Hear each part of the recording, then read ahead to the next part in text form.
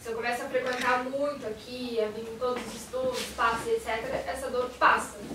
E aí se eu paro até uma semana de vir, ou eu consegui vir no sábado e tal, começa. E é sempre quando eu tô dormindo. Durante o dia eu tô bem. Aí eu durmo e acordo com essa dor intensa. É que tu pode, que são várias variantes. Sim. Tu pode, durante o repouso do corpo, começar a entrar em contato com alguém da tua vida passada que esteja ligado ao teu problema do estômago. Porque geralmente a questão crônica é uma questão de vida passada. Sim. Em que nós ocasionamos em alguém. Digamos que, vamos colocar um exemplo, que a Paula, lá na Inquisição, era um padre e pegava pessoas e atava elas e retirava, por exemplo, abria a barriga das pessoas para fazer certos tipos de atormentação que se fazia na época da Inquisição. Um exemplo, né, gente?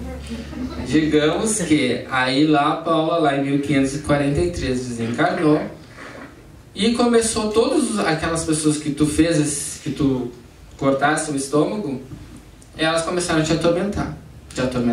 E como tu fez isso durante 30 anos, tu fizesse isso 350 vezes. São 350 espíritos que estão ali te atormentando. E aí, aquela problema que tu ocasionou nos outros, tu começa a assimilar a questão kármica. E aí tu vai fazer uma ferida no teu corpo espiritual que só vai ser curada em encarnações futuras. Então, às vezes, digamos que tu tenha reencarnado em 1720 e tivesses um problema, um câncer de estômago em decorrência a toda essa questão da vida passada. E esse câncer do estômago era tão forte, digamos, a tamanha obsessão que tu tinha desses 350 espíritos, que ainda teve que ser queimado em outra vida que tu está tendo agora. Mas mesmo assim, esse turbilhão de 350 almas que tu feriste, apenas 280 te perdoaram. E ainda tu fica com uma cota de 70. E aí, às vezes, tu pode estar entrando em contato com essas pessoas e isso faz acionar uma ressonância kármica, que a gente chama, ressonância no espírito, perispiritual, e isso vai atingindo o teu corpo físico. Porque do perispírito, à medida que tu reencarnou, se imprime no físico. Quando é crônico, tem geralmente ligação com vida passada. E é um tipo de tratamento, quando é perispiritual, no teu espírito o problema, que pode durar uma vida inteira. E às vezes só o trabalho no bem, às vezes não, sempre o trabalho no bem é o que vai curar. Isso é a certeza que eu te dou. Se não nessa vida, na próxima, com certeza, o trabalho do bem vai curar, porque aí vai te tirar essa mancha no perispírito. Tá? Toda essa história não quer dizer que seja. Pode ser pior,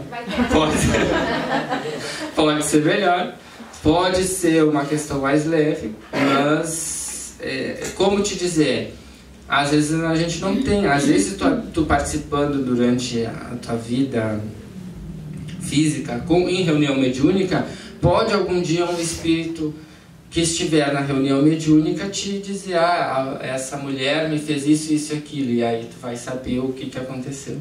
Geralmente o médium, gente, que trabalha na reunião mediúnica, ele vai tendo essas informações de vida passada, porque o próprio relato desses espíritos nos jogam na cara, né? Nos bofeteiam com aquilo que a gente fez neles.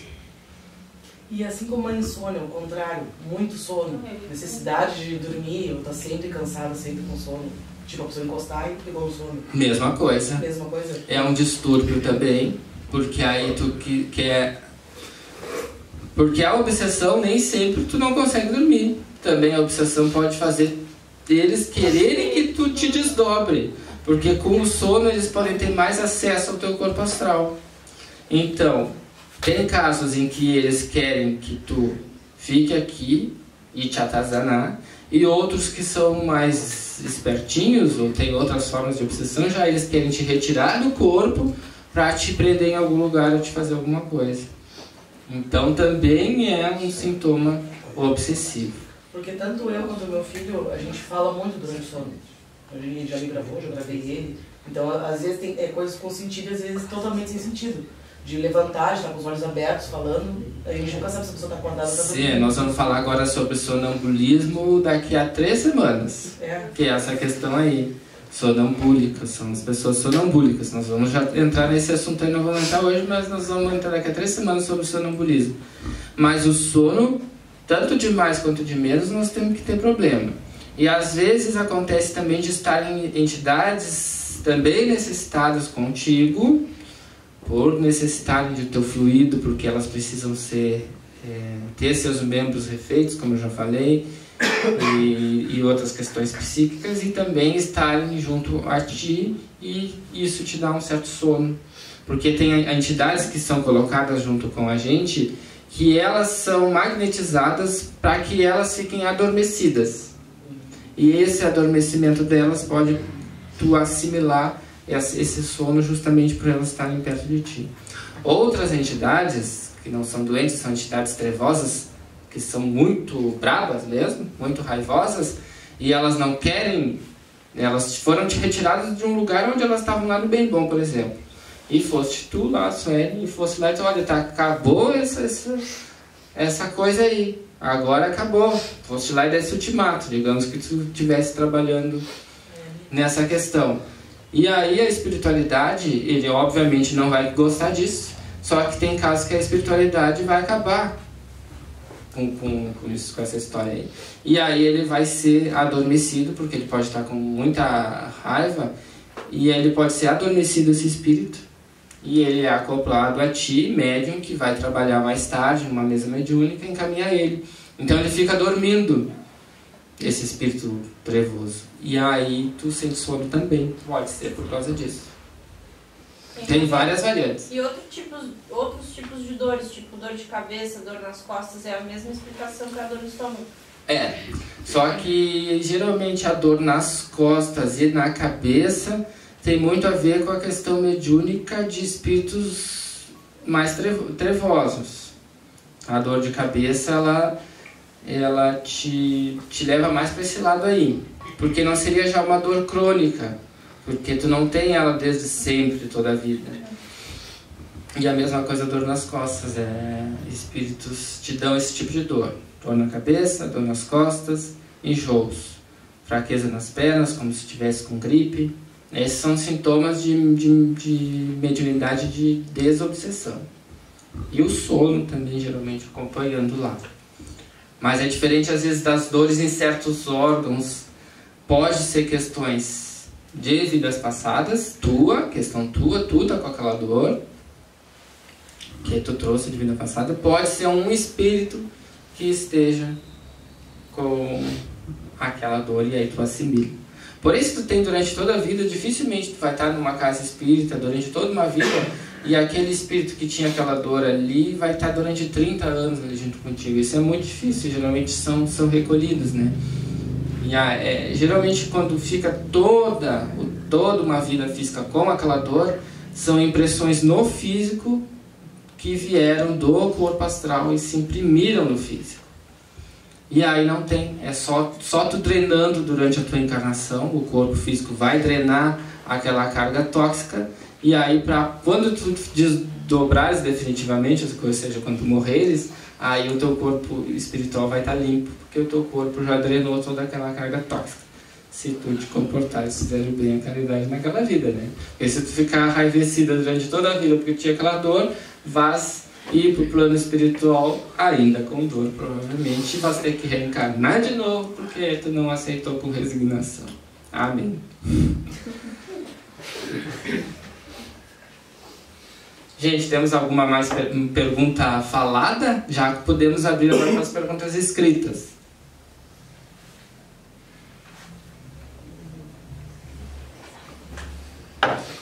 Fabiano vai passar o coletor de perguntas.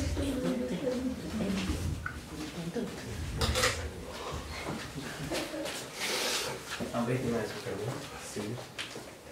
Por enquanto não temos.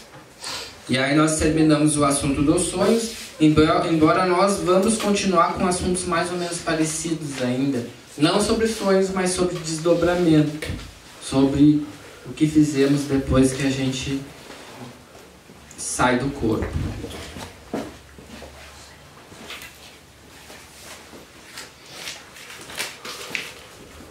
Temos uma?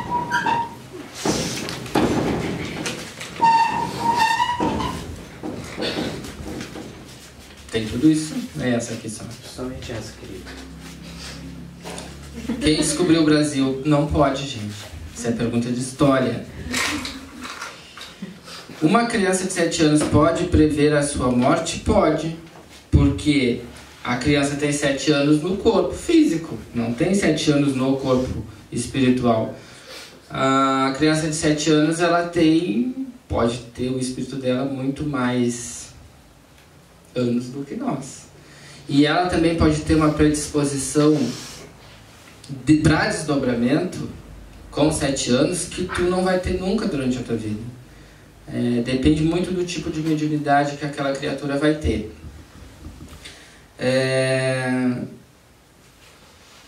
Mas é muito relativo, né, gente? Pode ser que sim, pode ser que não. Mas pode sim. Na questão da criança, ela pode prever porque tem essa predisposição, sim. Temos mais alguma? Senão nós vamos seguir o nosso estúdio.